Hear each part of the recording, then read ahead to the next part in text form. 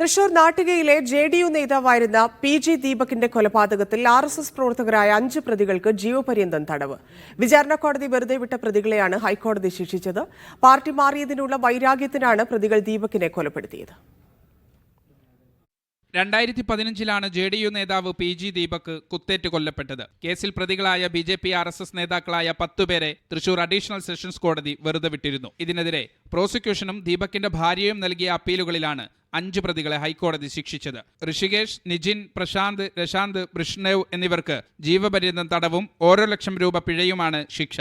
പിഴത്തുക കൊല്ലപ്പെട്ട ദീപകിന്റെ ഭാര്യയ്ക്ക് കൈമാറാനും ജസ്റ്റിസുമാരായ PB സുരേഷ് കുമാർ, ജോബിൻ സെബാസ്റ്റ്യൻ എന്നിവരടങ്ങിയ ഡിവിഷൻ ബെഞ്ച് ഉത്തരവിട്ടു. ഈ കേസിൽ ബഹുമാനപ്പെട്ട ഹൈക്കോടതി കണ്ടെത്തിയത് വെച്ചാൽ വെറുതെ വിടാൻ ജില്ലാ ജഡ്ജി കണ്ടെത്തിയ കാരണങ്ങളൊന്നും തന്നെ നിലനിൽക്കുന്നതല്ല എന്നുള്ളതിൻ്റെ അടിസ്ഥാനത്തിലാണ്. ഈ കുറ്റകൃത്യത്തിൽ നേരിട്ട് പങ്കെടുത്ത 1 മുതൽ 5 വരെ പ്രതികളെയാണ് ഹൈക്കോടതി കുറ്റക്കാരാണെന്ന് കണ്ടെത്തി ഇന്ന് ശിക്ഷ കൊടുത്തിരിക്കുന്നത്. BJP പ്രവർത്തകനായ ദീപക് പാർട്ടി മാറിയതിനുള്ള വിരോധമാണ് കൊലപാതകമെന്ന് പോലീസ് കണ്ടെത്തിയിരുന്നു. ആക്രമണത്തിന് കാറിലെത്തിയ 5 പേരെയാണ് കുറ്റക്കാരെന്ന് ഹൈക്കോടതി കണ്ടെത്തിയത്.